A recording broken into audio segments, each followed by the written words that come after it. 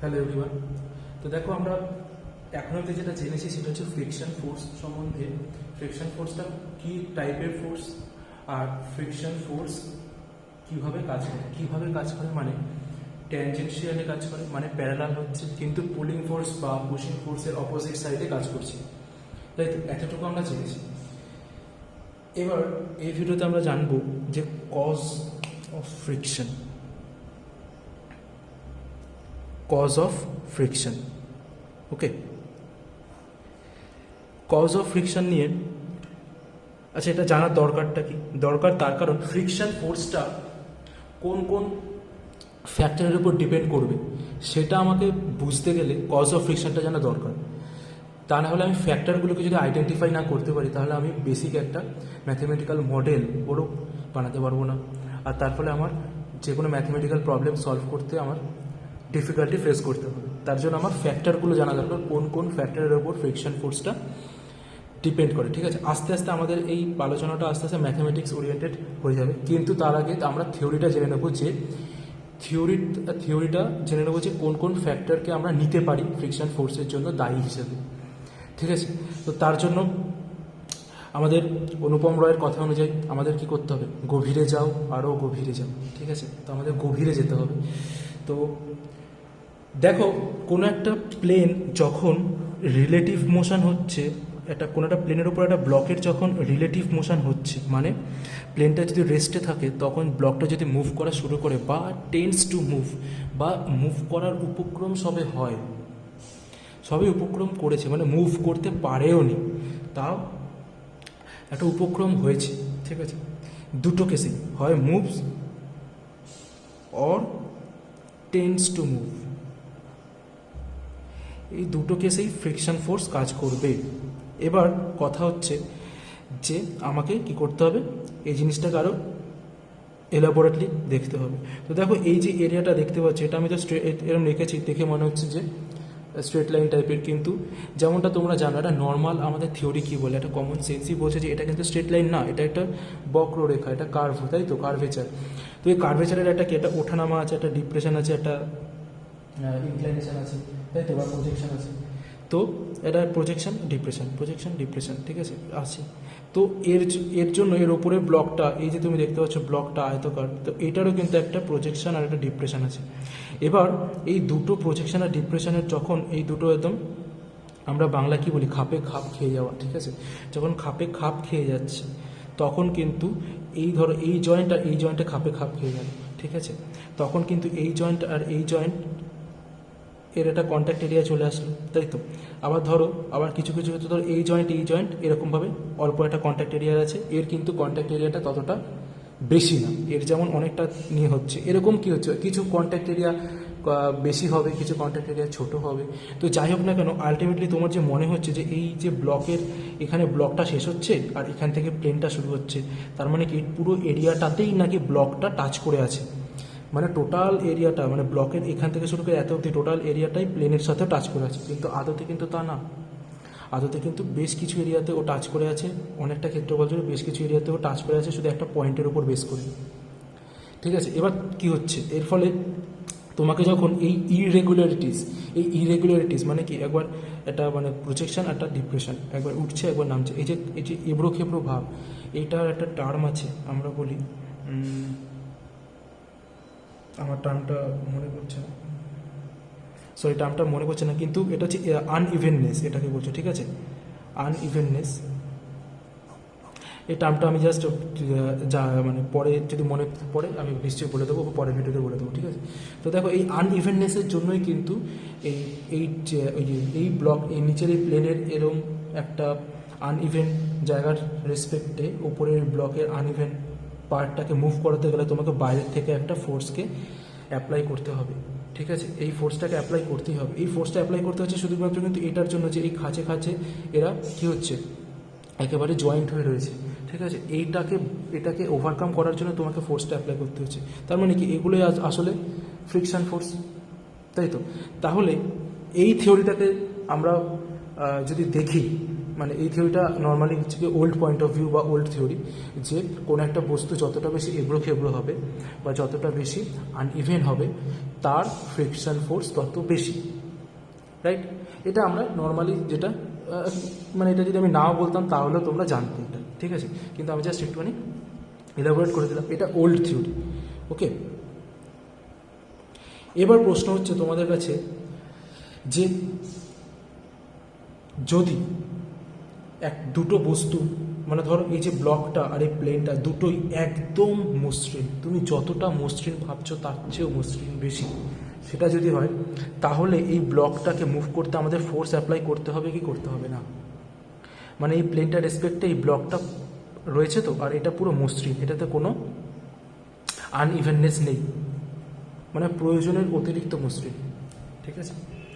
তখন কি আমাকে ব্লকটাকে মুভ করতে হলে ফোর্স অ্যাপ্লাই করতে হবে কি করতে হবে না? তো আমাদের ওল্ড থিওরিটা যেমন আমি বলেছি যে ওল্ড থিওরিটা আমরা সবাই জানতাম, তাই তো? এটা কমন। এই কমন সেন্স থেকে যদি আমি এটাতে বলি, এটা তাহলে আমার মানে আমি যেটা আন্দাজ করতে পারছি তোমাদের ম্যাক্সিমাম বলবে যে হ্যাঁ, মানে আমি বলতে চাইছি যে যদি মসৃণ হয় তাহলে ফোর্স অ্যাপ্লাই করতে হবে না, ঠিক আছে? তাহলে ফোর্স অ্যাপ্লাই করতে হবে না, তাই তো? কিন্তু দেখা গেছে যে যদি দুটো প্লেন, হ্যাঁ দুটো প্লেন যখন ধরো একে অপরের সাথে কন্ট্যাক্টে আছে আর তারা যদি একদম প্রয়োজনের থেকেও বেশি মসৃণ হয়, তাহলে তাদেরকে না তাদের বলতে গেলে রিলেটিভ মোশনকে আনতে গেলে বা বজায় রাখতে গেলে তোমাকে আরও বেশি পরিমাণে ফোর্স দিতে হবে, মানে ফ্রিকশন ফোর্সটা আরও বেড়ে যায়। যত বেশি স্মুথ হবে, আরও বেশি যত স্মুথ হবে তত বেশি ফ্রিকশন ফোর্স বেড়ে যাচ্ছে, এটা প্র্যাকটিক্যালি দেখা গেছে। তাহলে এবার আমার প্রশ্ন হচ্ছে যে কেন হচ্ছে? আমাদের ওল্ড থিওরি তো এটা বলে না, আমাদের ওল্ড থিওরি তো বলছে যে দুটো প্লেন যত বেশি আনইভেন হবে, যত বেশি এবড়ো খেবড়ো হবে, তত বেশি খাঁচের মধ্যে এগুলো জয়েন্ট থেকে যাবে আর সেগুলো মুভ করবে না, তাই তো? তার জন্য সেটাই ফ্রিকশন, তার জন্য তোমাকে বাইরে থেকে একটা ফোর্স অ্যাপ্লাই করতে হচ্ছে। কিন্তু এখানে তো আমি বলছি একদম টোটালি একটা মসৃণ হয়ে যাচ্ছে, তাই না? তাহলে মসৃণ হলে তো কোনো আনইভেননেসই নেই, তাহলে আটকে রাখার ব্যাপারটা কোথার থেকে আসছে? আটকে রাখার ব্যাপারটাই তো আসছে না, খাঁচে ঢুকে যাওয়ার ব্যাপারটাই তো আসছে না, তাই না?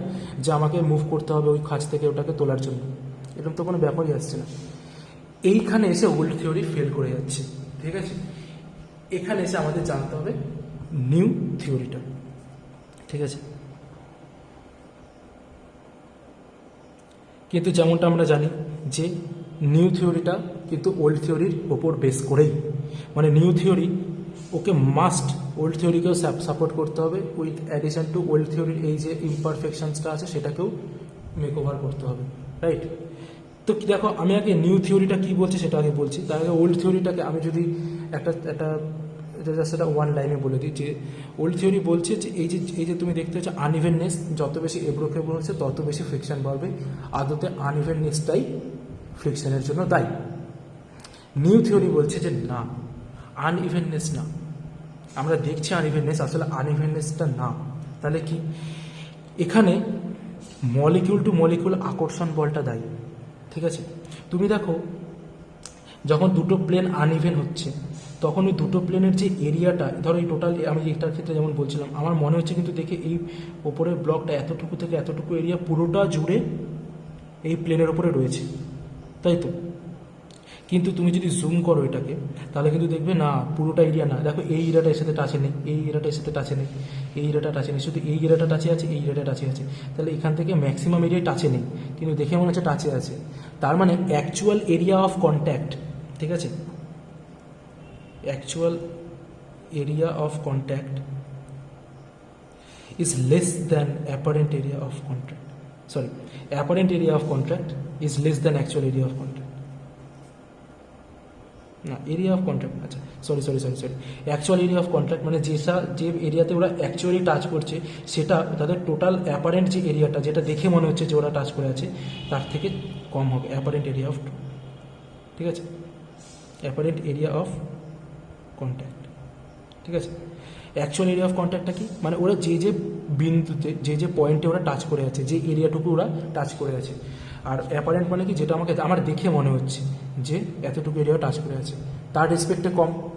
তার মানে কি, তার রেসপেক্টটা কম, মানে কম এরিয়াতে এই দুটো, এই ব্লকটা আর এই প্লেনটা নিজেদেরকে টাচ করে আছে, মানে এই প্লেনটা এই ব্লকটাকে অপোজ করার জন্য খুব কম এরিয়া পাচ্ছে, অ্যাকচুয়াল এরিয়াটা খুব কম পাচ্ছে, তাই তো? তার ফলে কি অপোজিং ফোর্সটাও কম দিতে পারছে।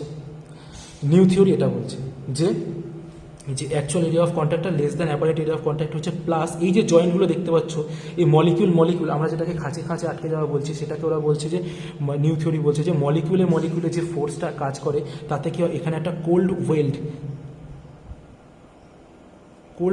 ক্রিয়েট হয়। কোল্ড ওয়েল্ড মানে বলতে পারো যে কিছু কঠিনতম তোমার বলতে পারো জয়েন্ট, হ্যাঁ, মানে কি ওয়েল্ড মানে কি ওয়েল্ডিং বোঝো তো, ঝালাই, মানে ঝালাই টাইপের হয়ে যাচ্ছে, ঠিক আছে, প্রায় আটকে যাচ্ছে। এবার এই আটকে যাওয়াটাকে তোমাকে যদি ব্রেক করতে হয় তখন তোমাকে কিন্তু একটা ফোর্স দিতে হবে। সেই ফোর্স দিলে তুমি একবার এই ধরো এইটার সাথে এটার যে, ধরো আমি আরেকবার ছবিটা আঁকছি, ওখানে অনেক ঘিঞ্জি হয়ে গেছে, ধরো এরকম একটা আছে প্লেনটা, ঠিক আছে, ধরো এখানে একটা জয়েন্ট ক্রিয়েট হয়েছে কোল্ড ওয়েল্ড, ঠিক আছে।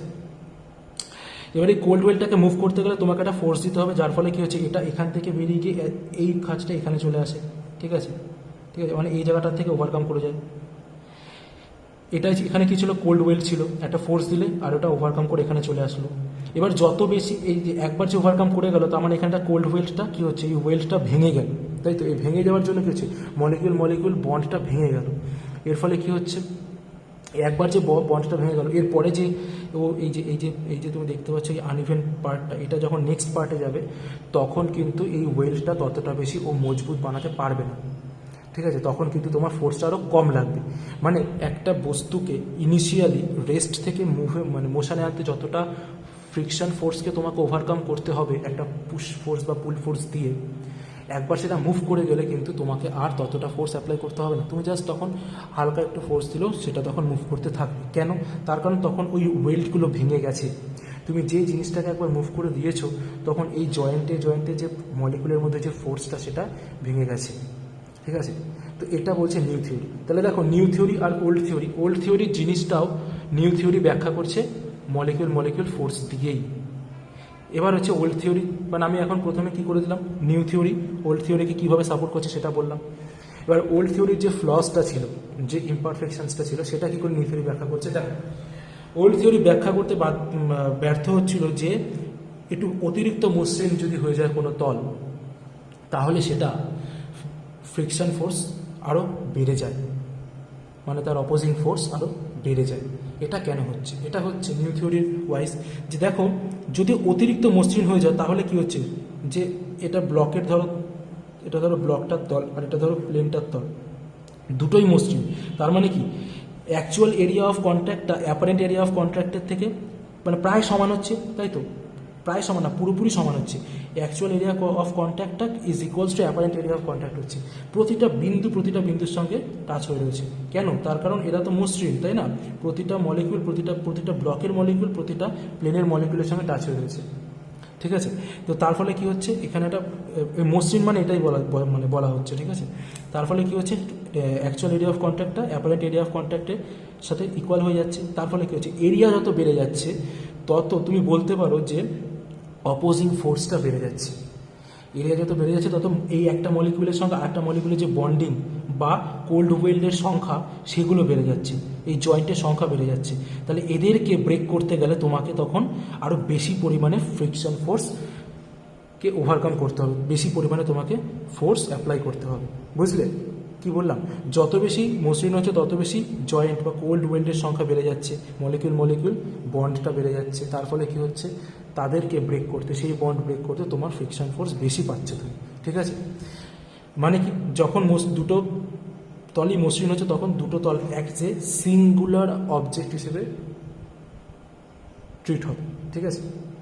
আই হোপ যে বোঝাতে পেরেছি নিউ থিওরিটা। তো দেখো, এটার উপর বেস করে আমরা কিন্তু কজ অফ ফ্রিকশনটাকে দেখলাম, যে কজ অফ ফ্রিকশন আমি দেখলাম যে আসলে অ্যাকচুয়াল এরিয়া অফ কন্ট্যাক্টটা আমাদের এখানে খুব দরকার, rather than apparent area of contact. চোখে দেখে কী মনে হচ্ছে সেটা না, অ্যাকচুয়ালি কতটুকু এরিয়াতে ওরা রয়েছে কন্ট্যাক্টে সেটা, ঠিক আছে। তাহলে এটাকে আমি যদি just actual area of contact আর অ্যাপারেন্ট এরিয়া অফ কন্ট্যাক্টকে আমি যদি একটু আলাদাভাবে বলি, ধর এত বড় একটা ব্লক আছে, ঠিক আছে।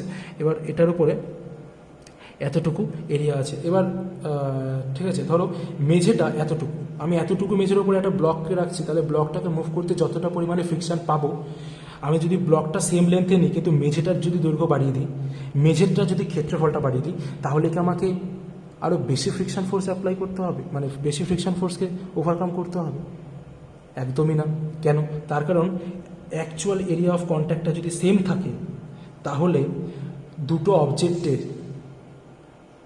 অ্যাপারেন্ট এরিয়া কী হচ্ছে তাতে কিচ্ছু এসে যায় না। বোঝাতে পারলাম? তাহলে আমি এখান থেকে কিন্তু বলতে পারি কজ অফ ফ্রিকশনের কতগুলো আমি ফ্যাক্টরসকে আমি আইডেন্টিফাই করতে পারছি। সেই ফ্যাক্টরসগুলোকে আমি যদি লিখে রাখি, দেখো, cause of friction depend upon factors like, first আমরা কি দেখলাম, যে যে সারফেস দুটো তুমি নেবে তাদের nature of two surfaces in contact. ঠিক আছে,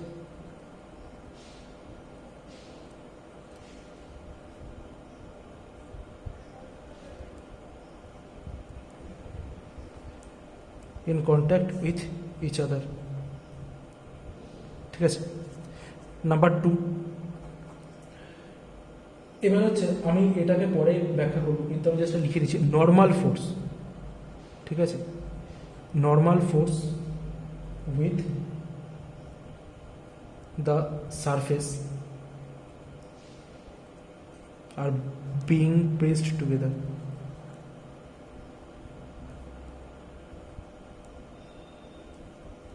নর্মাল ফোর্সটা কি? নর্মাল ফোর্স হচ্ছে কি, এটা যদি ব্লকটার ওয়েট হয়, তাহলে এই প্লেনটা এই ব্লকটার উপরে যে পারপেন্ডিকুলার ফোর্সটা অ্যাপ্লাই করছে সেটাকে নর্মাল ফোর্স বলে বা নর্মাল রিয়াকশান বলে। এটাই হচ্ছে কি তোমার normal force or normal reaction. বুঝতে পারলাম? ওকে, তো নেক্সট, কিন্তু আমি কি বললাম, আমি এই যে পয়েন্টটা আমি লিখলাম যে নর্মাল ফোর্সের উপর ডিপেন্ড করে, এটা কিন্তু আমি ওই দুটো থিওরিতে, ওল্ড থিওরি বা নিউ থিওরিতে কিন্তু আমি বলিনি। তোমরা যদি একবার দেখো ঠিক মতো, আমি বলিনি। আমি এটা এই নর্মাল ফোর্সের উপর কীভাবে ডিপেন্ড করে, এটা আমি যখন লিমিটিং ফ্রিকশন পড়াবো, মানে এর কিছু কয়েকটা টপিক পড়ে, তখন আমি এটাকে বলবো, ডেফিনেটলি বলবো। ঠিক আছে, তোমরা একটু মনে রেখে দেবে। হ্যাঁ, তো নর্মাল ফোর্স এর উপর ডিপেন্ড করছে। Next, actual area of contact, যেটা আমাদের খুব ভাইটাল পার্ট, তাই তো? Actual area of contact. ঠিক আছে, নাম্বার, আচ্ছা এই কটাই। নাম্বার 4-এ আমাদের 3টি দরকার, এটার মধ্যে আমাদের এটা কিন্তু খুব ভাইটাল। ঠিক আছে, আর এটা nature of two surfaces. Nature of two surfaces মনে যদি বলতে চাই যে ধরো মানে সারফেস দুটো কি স্মুথ নাকি রাফ, ঠিক আছে, ওয়েট অর ড্রাই, ভেজা নাকি শুকনো। ঠিক আছে, ভেজা হলে কিন্তু ফ্রিকশন ফোর্স বেড়েও যেতে পারে, তাই না, শুকনো রেসপেক্টে। তো এরগুলোর উপর ডিপেন্ড করছে। ওকে, তো nature of two surfaces, actual area of contact, এই দুটো খুব দরকার। আর নর্মাল ফোর্সটা এটার উপর তো ম্যাথামেটিক্যালি ডিপেন্ড করে। ঠিক আছে, এটা আমি পরে বলে দেবো। তো আই হোপ যে তোমরা বুঝতে পারলে যে কী কী ফ্যাক্টরের উপর আমাদের টোটাল ফ্রিকশন ফোর্সগুলো ডিপেন্ড করে। ঠিক আছে, তো এর পরের ভিডিওতে আমরা টাইপ অফ ফ্রিকশন দেখে নেবো, কত রকমের ফ্রিকশন ফোর্স হয়। ঠিক আছে, তাদের সঙ্গে আরও এলাবোরেটলি জানবো। ওকে, তো চলো টাটা।